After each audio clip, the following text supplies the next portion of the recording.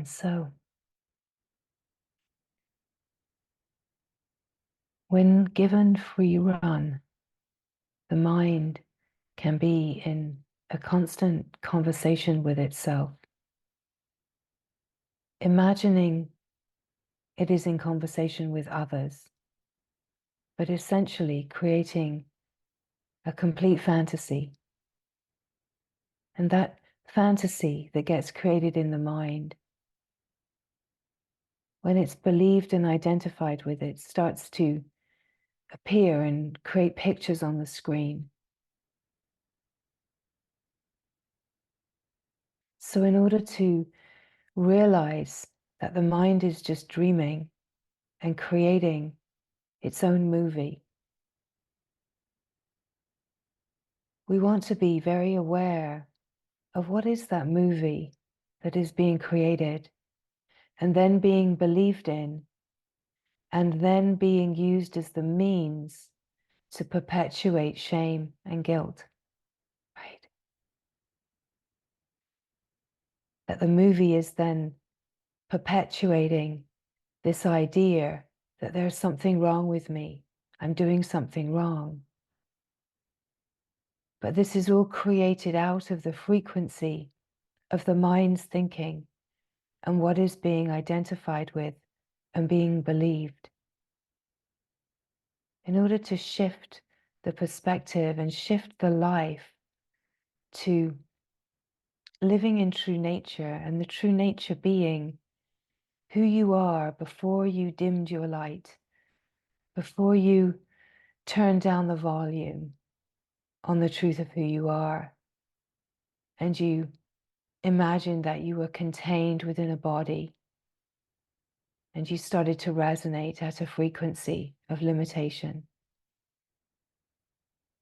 You know what this whole unfolding is all about? It can be given so many fancy ways of expressing it, explaining it. But in its most simple terms, it is like a freedom from the mind, a freedom from shame, a freedom from protection. It's a freedom from this misunderstanding that you're divided from divinity. And there's nothing to understand or get with the mind. There's no techniques or ways that the mind can actually be used to bring you to this remembrance. But my goodness, the mind will try and explore so many different routes and paths. And on a certain level, there's nothing wrong with that. There will be an exploration of any and every path that the mind imagines it will bring what I want, what I desire. But if we actually explore, what is that true desire? What is the frequency of that desire? We come to a sense of longing, a sense of aliveness in the heart. And that longing is always just longing for itself, longing for the love that is, longing for the connection, longing for the simplicity and innocence of perfect, undivided love. And this is the truth of what we are. This is the truth of who you are. But there's nothing that the mind can do to create this, cook this up. And that can be so frustrating to the mind that it can push and try, but it can't get there because there's nowhere to get. That's the whole point. There is nowhere to get. There is nothing to get. And that's why the mind can't get there. That's why the mind can't get it. It's because there is nothing to get. It's like sitting on a chair and saying, oh, I wish I had a chair to sit on. If only I had a chair to sit on. Oh, can't bear it. How am I going to get myself a chair to sit on? Hello? What are you sitting on? Oh, I already have a chair? Oh, it can't possibly be the right chair. No, no, no, this can't be. It can't be that simple. I can't possibly be sitting on a chair. There has to be something wrong here with this chair. There has to be something wrong. And just dwelling in this whole meandering conversation of the mind. Who shall I talk to? Who shall I talk to about how wrong I am? Who shall I have a fantasy argument with? Who shall I have a fantasy conversation with? Who shall I tell about how hard my story is? How hard it is to be longing for a chair and not to be able to find a chair, right? The whole mind is dreaming. It's in a conversation only ever with itself. So what if we are to watch that conversation? Watch that conversation and be aware of how critical we are, how critical the mind is of itself, and how it keeps itself alive by believing that there is something wrong with me and endorsing that constantly by criticizing itself, finding all of the ways that I'm somehow failing, somehow quite not getting it right, how there's something wrong with me. Either there's something wrong with my health, something wrong with my body, something wrong with my relationship, something wrong with my job, something wrong with my family, something wrong with my house, something wrong with the location that I live in. It's like just a constant dialogue about what's wrong. When we actually really zoom out and recognize that there's an awareness of this, and that the awareness of this conversation is completely untouched and unmoved, that there's an awareness that's utterly free of the constant dialogue that the mind is having with itself. Now, sometimes it will create the appearance of companions so that you can actually have a projected conversation and you can feel even more 3D in your experience, multisensory, interactive, that you can move the conversation, the fantasy conversation, out of your head, and you can have a 3D experience. You can put on those goggles and it can seem absolutely real. It can feel like you can touch it, you can smell it, you can taste it. This has to be reality, right? Wrong, right? But not wrong in a bad way, not wrong in a you're doing something wrong way, but in the way that is truth. It's not truth. Anything that is moving and changing is not reality, is not the truth. So how is this all one? How is this all one?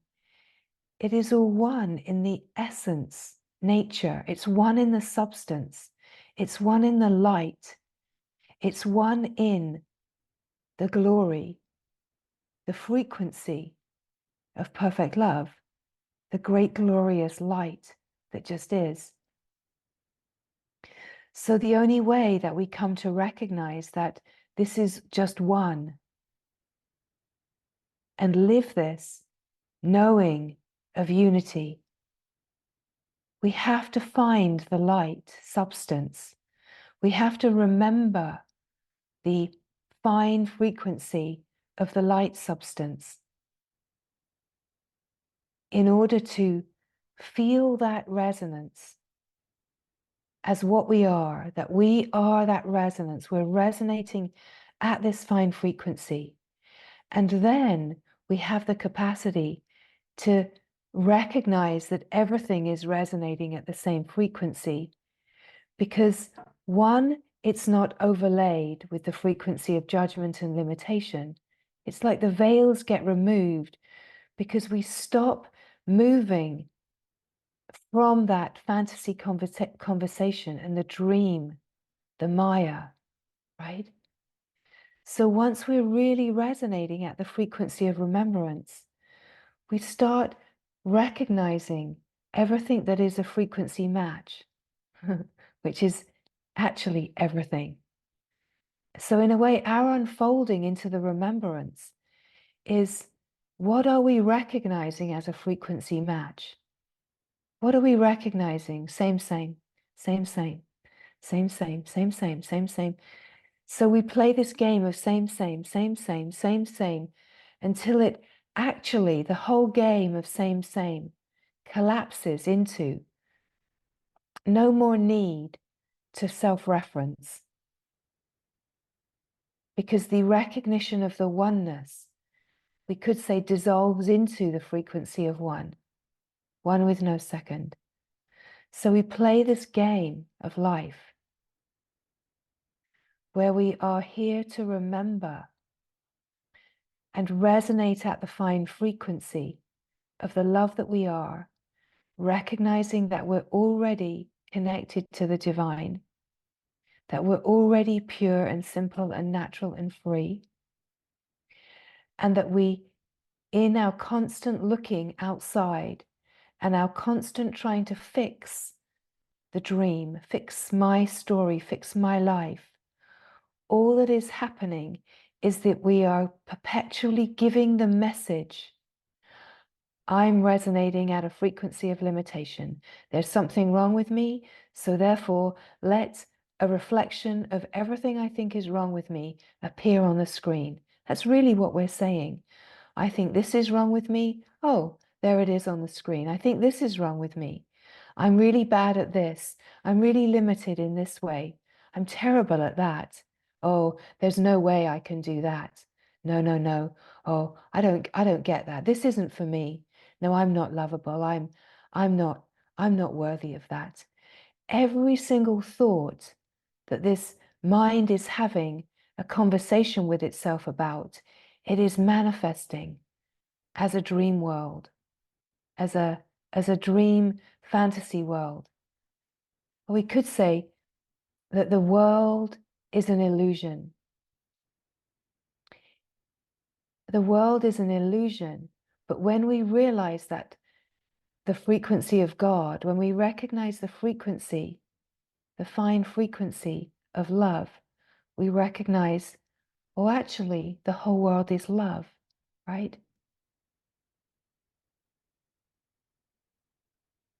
Because we're not seeing the world as the dream reflection, projection of the mind. We're actually resonating at a frequency that can see what's here without the veils, right? So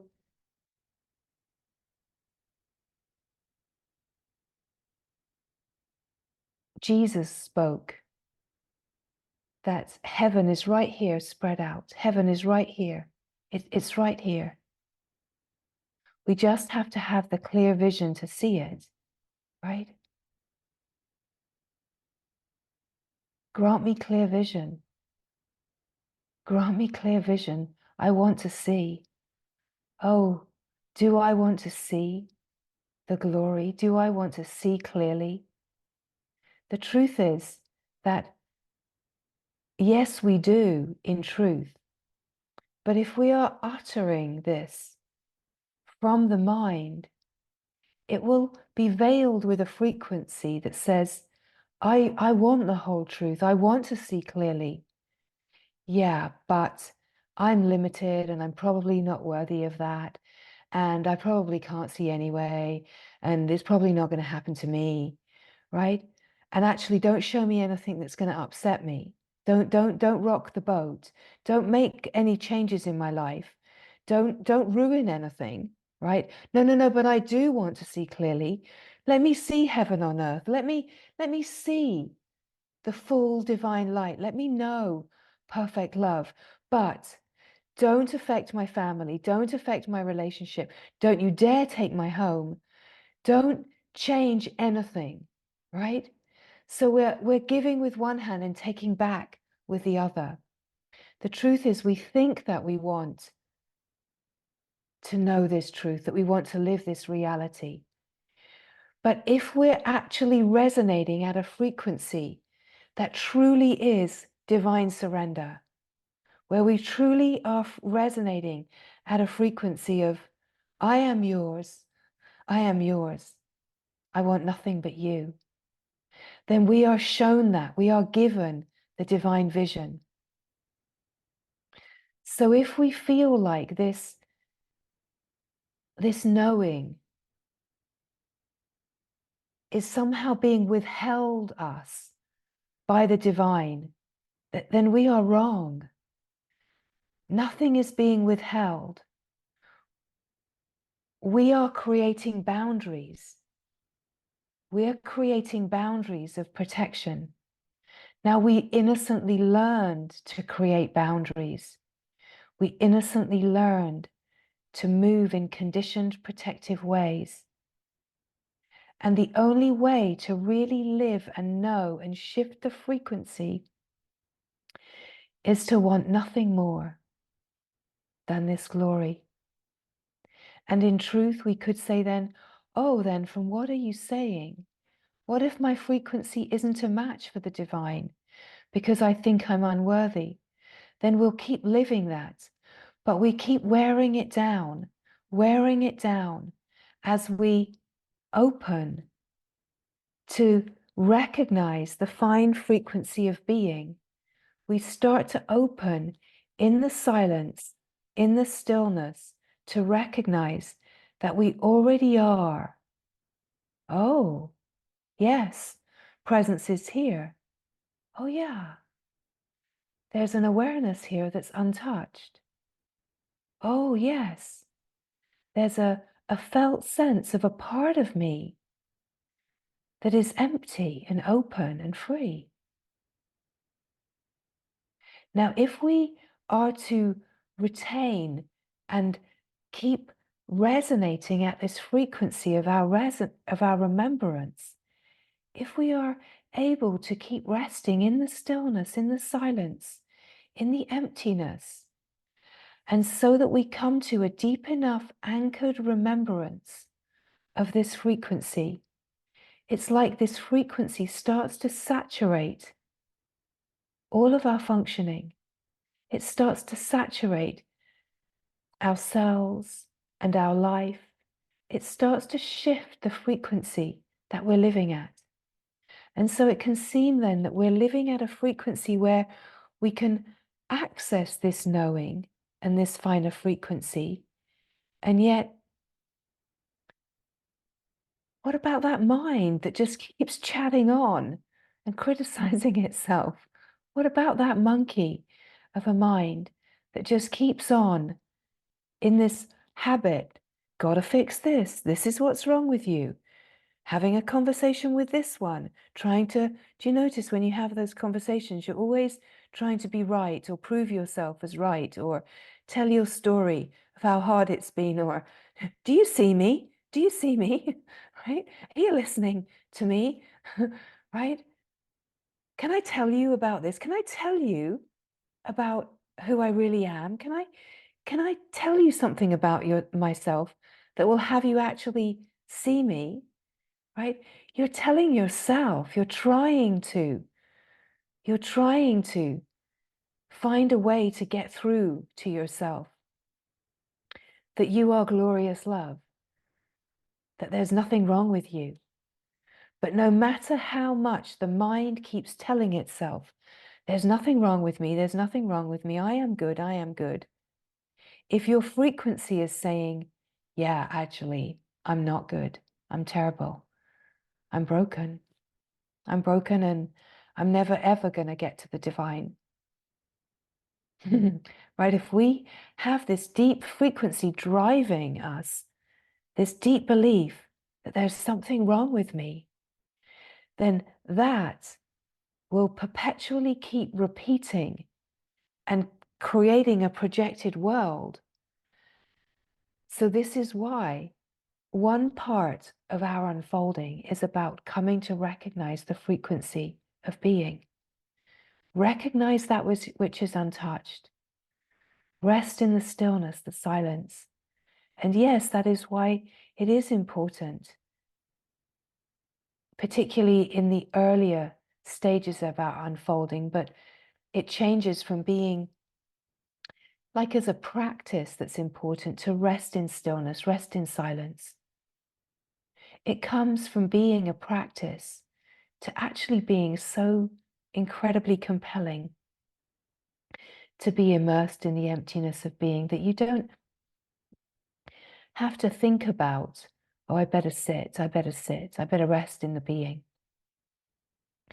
In the earlier stages, it's really useful to rest and to follow that pull into stillness, into silence, because it allows us to rest and remember and anchor in the frequency. And so that we really know that we have a sanctuary. And the sanctuary isn't something that the me pops in and out of. The sanctuary is the frequency of who we are in truth. It's the frequency of true nature. But of course, we have this sense, well, I can find that and experience it in meditation or when I'm sitting, but I don't know that as myself. I don't know that as what I am. How do I come to know that as what I am? And that part of the unfolding, that part of the shifting in perspective is really up to Grace. And it's about resting in the stillness, in the silence, resonating at the frequency. And also, your heart has to be open to the longing, to the frequency of your longing. And at some point, everything aligns where the divine that is longing for you can actually grab you and swallow you into remembrance. But that happens when there's a true readiness. And now we cannot force that timing. And of course, this has to have a capacity of grace to it. It has to be something that money can't buy. It has to be something that you can't effort for and use any kind of imbalance of power to get. It has to be something that is free of the delusion and corruption and distortion of the world and the mind patterns. It has to be free of that. Because otherwise, let's not even go there, right? Let's not even go there. Right? We see the distortions and the corruptions of the world, the collective playing on the screen. We see that and we bless it because we know that in truth, all of that is the same one light, the same one love, that none of that plays as evil, hate, war, corruption, all of that distortion, none of it is actually separate from the light. And that our quest is to know that so fully, that our collaboration is fully with love and our collaboration is not with fear. So this is why this shifting in perspective and this knowing of yourself has to be something that you absolutely can only find within yourself by your own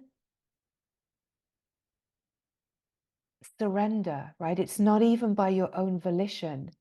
It's not by your will. It's by the surrender of my will to thy will. It's by the surrender of letting go of everything that the me wants for me to keep me safe and truly focusing. All I want is truth. All I want is to know the truth of who I am. All I want is to know this freedom in this love and this love in this lifetime. And everyone will have their own unique way of expressing this. But let's say this is alignment with the true divine intention. It's alignment with your laws of nature. And that's where you'll find that when you really come to recognize the truth of that alignment with divine intention, you're going to come into alignment with your laws of nature, and you're going to find that that information is written in any kind of chart that you might receive in this lifetime, like an astrology chart or a Jyotish or a blueprint. The information of what you're here for, like human design, gene keys, all of that kind of stuff, right? We don't want to get mentally lost in those realms. But what you find is that there is an imprint. There's something written about what you're here for. And your knowing of your heart will be, I'm here to know freedom, or I'm here to know universal love. I'm here to know divine love. I'm here to recognize the miracle of perfect love, right? It's all the same. The longing is all the same, but we'll have a very subtly unique way of expressing it. And when we open to the fine frequency of our longing, we find that. We find a certain truth in our heart. And that is why it's so important not to try to jump on the coattails of anyone else's journey, anyone else's intention. And that's why it's very important to have a guide that isn't focused upon a certain way, like this is the way, this is the only way. And of course, you might find a guide that's aligned with your intention, but it's so important not to give power to identify with someone else's journey, that you really open to your own frequency. Because as you open to your own frequency and your own languaging, your own frequency of longing, you really find that life starts to guide you and be the mirror that you need in the most profound ways. It brings in the companions and the circumstances and the happenings that feel very aligned and push your buttons and inspire you, right? In all the right ways, that all of your life starts to be the learning ground, the fertile ground for deepening. You bring in the characters that reflect the beauty that you are and guide you and companion you in the deepest and most profound ways. And you also bring in characters that reflect the distortions and conditionings that you're still holding in order for you to be tested and initiated and go through all of the ways that you can give power away, all of the ways that you can believe certain things about yourself, about the world. Like, it's so incredibly refined, the wisdom and the grace of life. And as we open to our own fine frequency of longing, what we are really opening to is the divine longing for you. The divine is like this magnetic flow of surrender and devotion, right? Wholeness is in perpetual surrender. It's how it keeps its integrity, we could say in very simplistic terms. Of course, on a certain level, it's more fine than we could even speak. And at the same time, it's more simple than we could even speak. But wholeness is whole, we could say, because it's in absolute undivided surrender and devotion to itself. It remains whole and integral because it never divides in any way, not even a single hair. And that motion of flow, of surrender and devotion, just collapsing into itself, reveling in itself in absolute celebratory devotion and love of itself, is the integral wholeness that we are. We are that. We are absolutely one with that. And so we're gifted this possibility to catch that frequency and to get closer and closer and deeper and more refined and clear in our vision, so that we're coming to the clarity and transparency and honesty of what truth really is, right?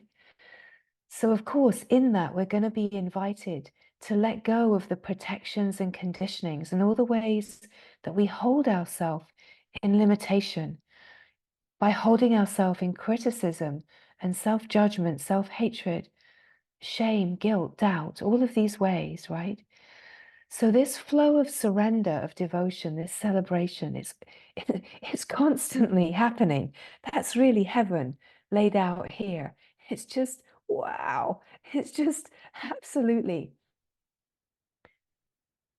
lights, so luminous, so bright, so free, so clear, transparent, right?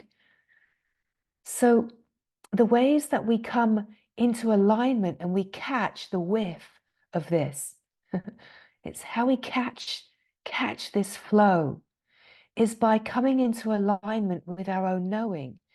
And any moment that we're in alignment with our own knowing, we're kind of being pulled into the river.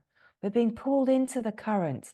We're being magnetically pulled in, because this flow, the flow of wholeness, maintaining its natural integrity, it's so profound and strong that it's like a force field. It's true power, right? It's true power. The power of love. We hear of the power of love. We hear the power and the glory forever and ever. Amen, right? Absolutely. Eternal life forever and ever. Amen. Right? We hear these things, but here's the truth of it. Here's the glory of it. You're absolutely one with it. But you can only come into alignment and attunement where you catch that frequency in your heart, because the divine has left its longing in you. The divine has left its spark in you. This is the map. This is the clue. We haven't been dropped off without any possibility of finding our way back. Not at all.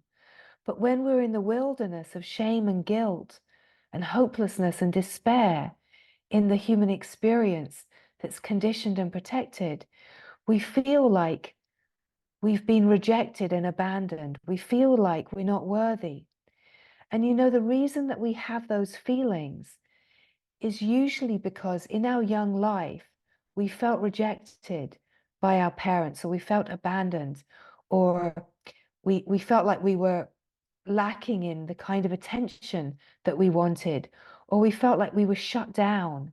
We felt like we were told to dim your light, turn the volume down, turn the dimmer switch down, don't shine so bright, don't be so loud, don't be so free, don't be so happy, right? The world doesn't operate like that, my child. Turn it down. If you don't turn it down, you're never going to be okay in this world. People are going to think you're a show off. People are going to think that you're too full of confidence. Dial it down, dim it down, right? In whichever ways, in some way. But we then imagine and project that the divine has asked us and the divine has told us, dropped us off. Here you are at the human realm. Here's your stop, drop you off. Hope I don't see you again, right? But it's not a personal journey like that. We've never been disconnected. We've been given this opportunity. We've been given this incredible assignment. The divine has said, you know, you are so ready, radiant, shining part of me. You're so ready, so mature, that you're ready to have the experience of a human life. I'm going to send you this part of me. I'm going to send this part of me to the human realm, and I'm going to play out this game of limitation, right? This part of me I feel is ready. So off that part is sent, and the divine plays out limitation without ever dividing from itself. The divine knows that. The spark of the divine, the frequency knows that. And that spark of the divine that knows that, we could say is the soul, right? The soul knows that. The soul knows oneness with the divine, absolutely coded with the frequency of remembrance. But what happens as we dial down our frequency, we're told to, we start taking shape. We start believing this dialed down, diluted frequency is who we are. And we're taking this on from our caregivers because they've been put through the same experience. But every being is a divinely illuminated soul. The soul is absolutely undivided from the whole, always, right? It's never divided. It never becomes separate. And there's a knowing of this within us. But however the life unfolds on our assignment in the human realm, however the life unfolds, we're given all these trips and trials to say, can you remember yourself now? Can you remember yourself now? And you know, it's not so much in the human life about playing out the human experience of the individual, because we do have a uniqueness. It's about the ways that we, in the great misunderstanding, believed that we were separate from the divine. And most importantly, we created a shame and a guilt that there must be something wrong with me to be divided from the divine. There must be something wrong with me. And then we have perpetuated that misunderstanding by believing there's something wrong with me. There's something wrong with me. And then we just ripen and grow in the sense of personal and divided. And it's all rooted in the great misunderstanding. There's something wrong with me. And because we believe that first belief, there's something wrong with me, it creates a dream that reflects that. So even in the young life, we're creating a dream that's reflecting that. But in truth, there's never been anything wrong with any of us. We're all divinely illuminated. But when we are looking for the missing pieces in the play of the world, we're always disappointed because we cannot find the frequency match of wholeness in the frequency of limitation. We can only find the frequency match of wholeness in wholeness.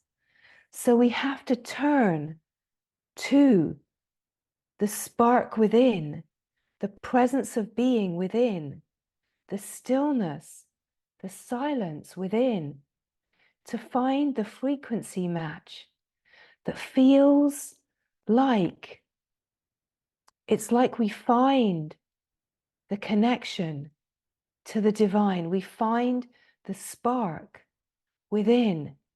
And now we've got a light, a guiding light to follow. And it's in the frequency of divine remembrance in the heart. So as we rest in the stillness, the silence, we remember the frequency of wholeness, and we catch that magnetic pull. It draws us in. It calls to us. It pulls us. And yet we may not quite have the capacity, depending on how refined the nervous system is, our capacity to, let's say, abide at that frequency, our capacity to resonate at a light frequency, because where we're protected and dimmed, we're kind of conditioned to be trying to find a frequency match that is dimmer. And it's like the nervous system has been dulled.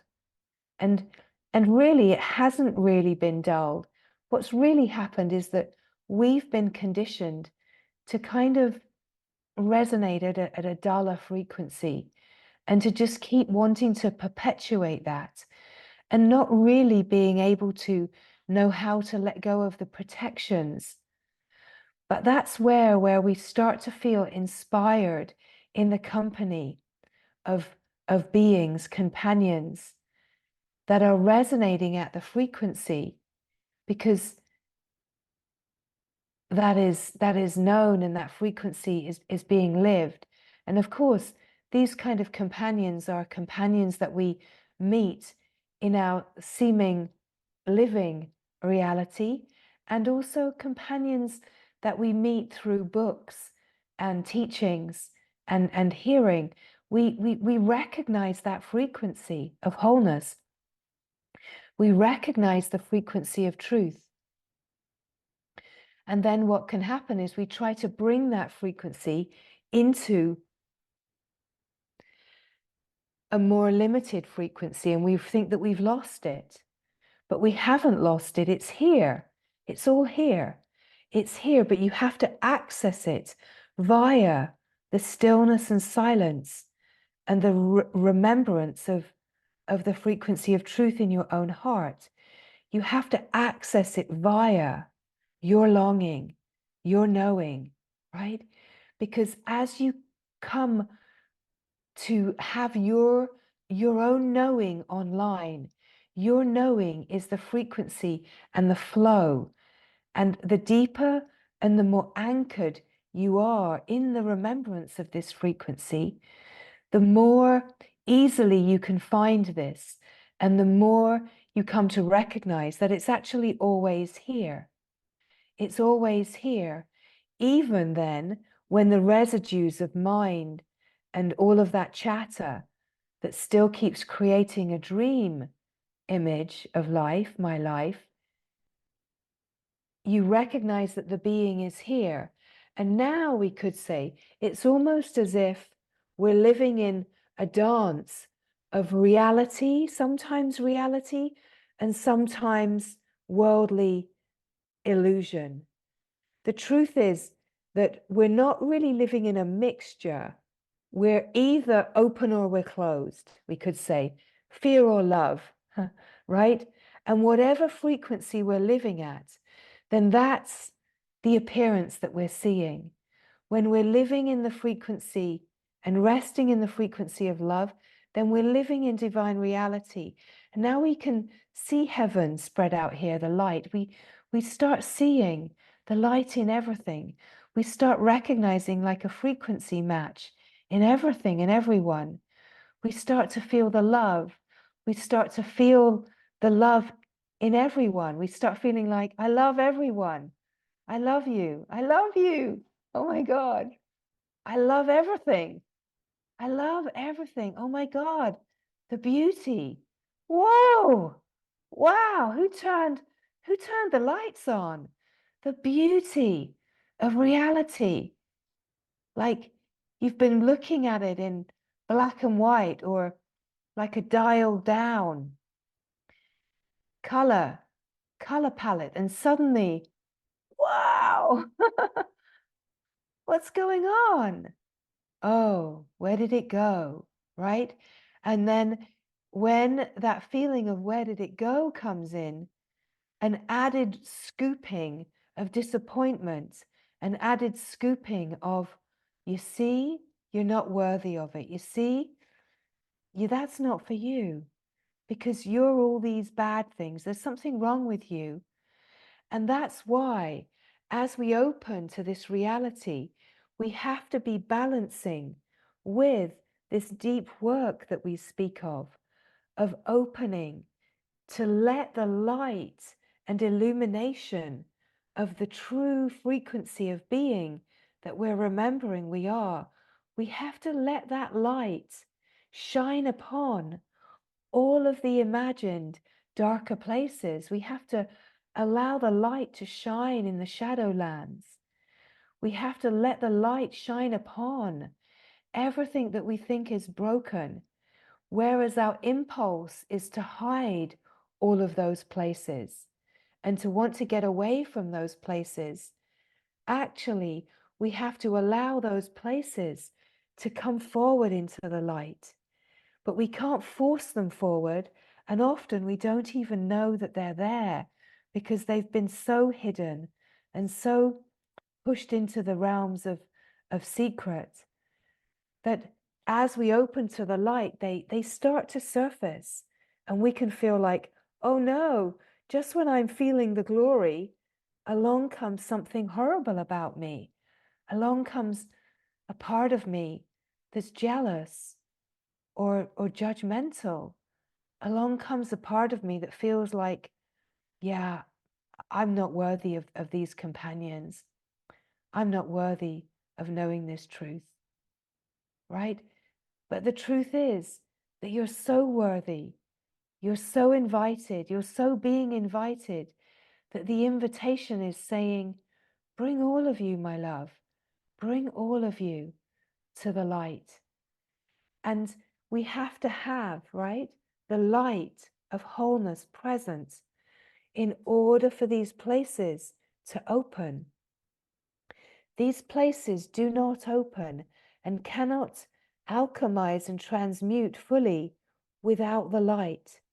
They will open and they will recycle. They will open a little bit and recycle. They will open a little bit and recycle, because that frequency isn't shifting enough to allow the light to come blazing in and bring in the revelation. So we have to know the part of us that is the living revelation. We have to know is the light of eternity in the heart of light and its remembrance, right? We have to be knowing here and resonating at this knowing in order for these places to have a frequency guide. And now, of course, there's an alchemy that has to happen. This knowing has to be here. And now this place that feels broken, this place that feels irreparable, unworthy, unlovable, whatever its frequency story is, that frequency is a frequency of limitation, and it will only open to the light when it's not being overshadowed by a mind story that's acting as an interceptor between the light and the deep shadow, let's say, the deep core misunderstanding, the linchpin of the misunderstanding. If there's interceptor frequencies of mind that are saying, no, no, no, you're not worthy, or I'm going to try and fix you, I'm going to try and make you better, it's okay, little broken story. I'm going to go out into the world and I'm going to find what's going to fix you. I'm going to find a teacher. I'm going to find a technique. I'm going to take you to have some kind of session of something that's going to fix you. This little place is getting the message, you're broken. You're broken. I'm going to fix you. The message of that and the frequency of that is you're broken, you're broken, you're broken. And it's acting as a shield, right? This is the interceptor. We haven't got a third thing, a third puppet here, right? So here's the bright light, la la. Here's the interceptor telling the story. You're broken, I'm going to fix you. You're broken, I'm going to take you to therapy. You're broken, I'm going to find another technique. This time, we're going to fix you. Whereas when we still the mind, where we silence the mind and we open to the frequency of being, this core belief is exposed to a frequency of light that can actually just be here without imposing anything upon it. This light of being, this presence of being, isn't saying anything. It's not imposing an agenda. It's not saying, okay, I'm going to psychologically, here's this one, I'm going to psychologically try to work through this. And this little thing is trying to open and then it closes. It just keeps feeling hopeless and despair because it's rooted. It's so rooted in its core misunderstanding and shame and guilt for being divided. But when the mind silences, when the mind stills, and we come to the silence and the frequency of being comes online, that voice that says, I'm going to fix you. There's something wrong with you, but let's, in our shame, keep you hidden. Let's not show you to anyone. When the light is shining, this little place, this really deep, dark shadow of a misunderstanding that knows, ha ha ha, right? Here's the secret. This knows I am light. This knows I am light, I am love, but curled up, taken shape, pretending I'm not. I've taken the shape that I was told to take. I've taken the shape, I've turned down my light, I've turned down the volume, I've tried to be a person, I've tried to be what my parents want me to be, I've tried to prove myself, but here I am, miserable and longing for the divine. When that voice that says, I've got another way to fix you, is silenced, is quietened, is relaxed, this little place in the silence, in the stillness, suddenly starts opening like a flower that's being nourished by deep earth that is fertile and rich and divine. Sipping it in, this little flower starts to open, not because anyone's saying, you need to be a pink flower, you need to be a blue flower, you need to be a yellow flower, and you better have a good fragrance, and you may better make sure that your petals are heart-shaped, or you better make sure that you've got some very fine markings upon you. No, the light is shining and the flower starts to open just as it is. Its unique blueprint, its unique soul print, its unique soul light starts to open in the light and the presence of the divine frequency, in the presence of a love that is without conditions, in a love that is a fine frequency where there's truly freedom, truly no conditions. This little flower that has been curled up for so long starts to blossom and stretch out and actually realize, wow, wow, right? It's like the story of the ugly duckling, right? It's really a swan all along, right? All along. This has known its essence nature, but with all of that jibing, oh, your feathers are the wrong color, you're doing it wrong, you're doing it wrong, you're doing it wrong. Just alone in the silence, the possibility of flowering. How beautiful is this possibility? And it's in the resonance. Now, we don't find that resonance in the mind. We don't generally find that resonance in the world. But when we are ready, we find the clues, and we do find that resonance as a reflection of our maturity, a reflection of that we've already connected within, right? The first awakening has already happened within.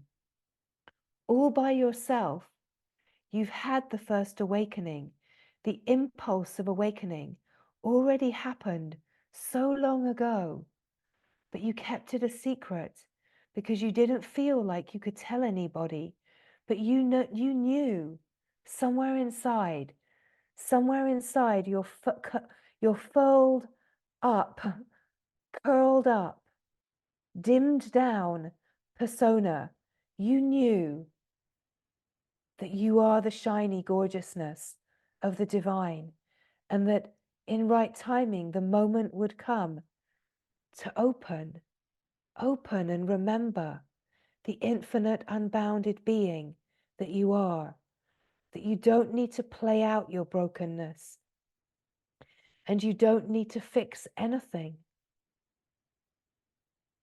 When you truly feel a frequency of safety, of love, and there's this alchemical alignment where the light can shine upon, the frequency of light can shine brightly enough upon and illuminate the conditioning and all of the ways that this opens and then closes, opens and closes, opens and closes, takes this shape and that shape and this shape and closes, right?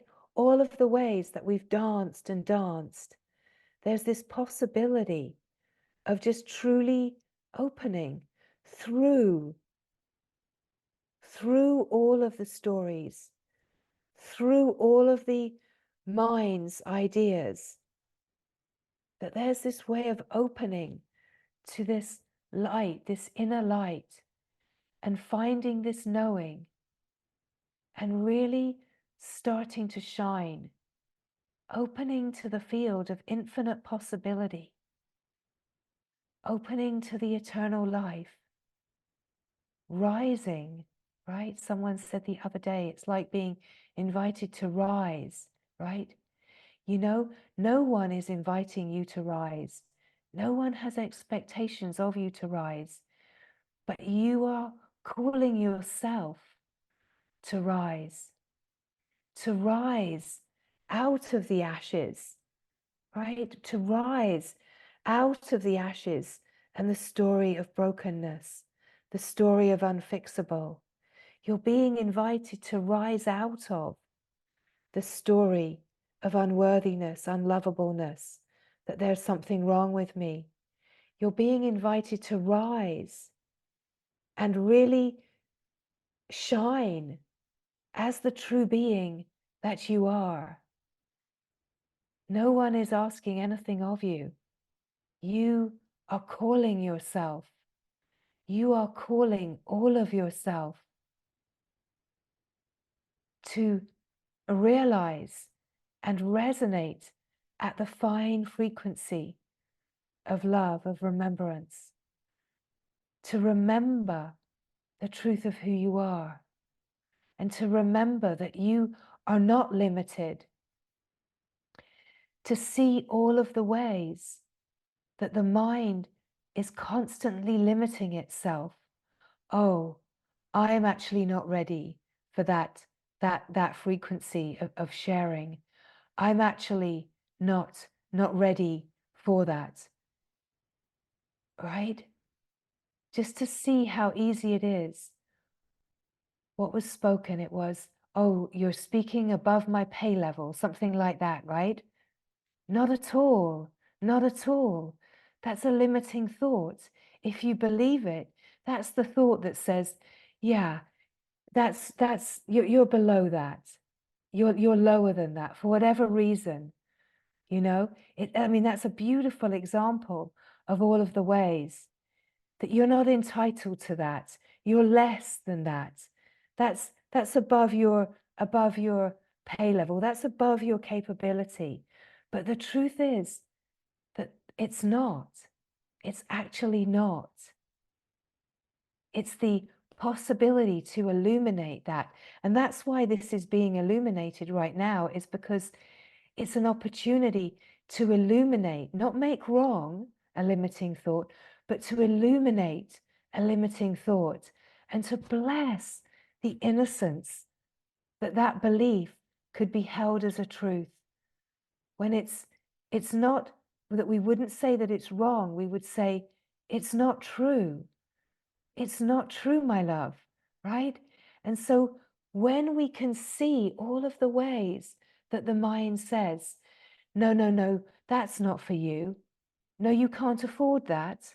You can't afford that. You need to keep it smaller. Yes, you need to look for something cheaper, right? Don't give yourself big ideas. Don't give yourself big ideas. Notice all of the ways. Keep it small, keep it dimmed, keep the scarcity resonance, which is the frequency of limitation, right? It plays as scarcity. Now, scarcity plays out as limiting ourselves, not only financially, but it's a scarcity in the quality of companionship, the happenings of life, the possibilities of life, let's say. Anything and everything is possible in this life.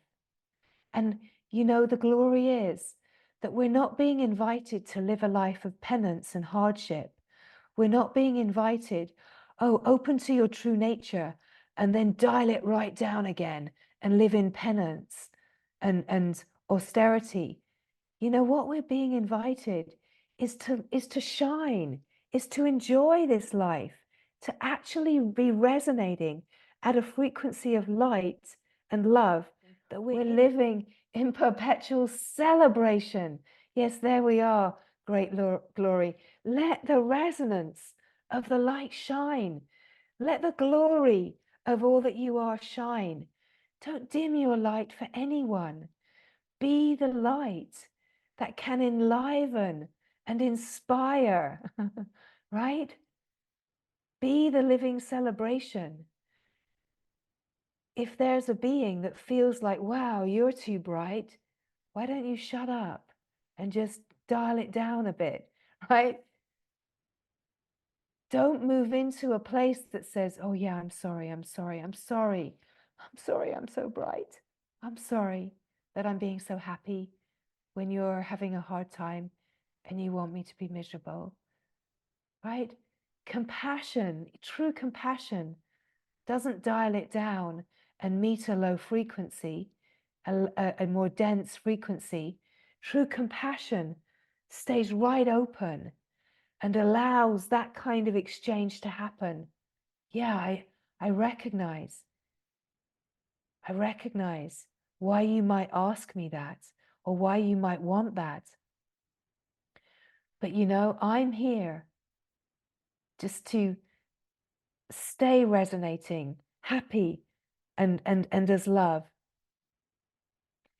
and to meet you where you are. I'm not asking you to be any other way, but I can be this love. I can be bright and shine in the true knowing, right? It's about being the inspiration by living at this frequency and not continuing to dial down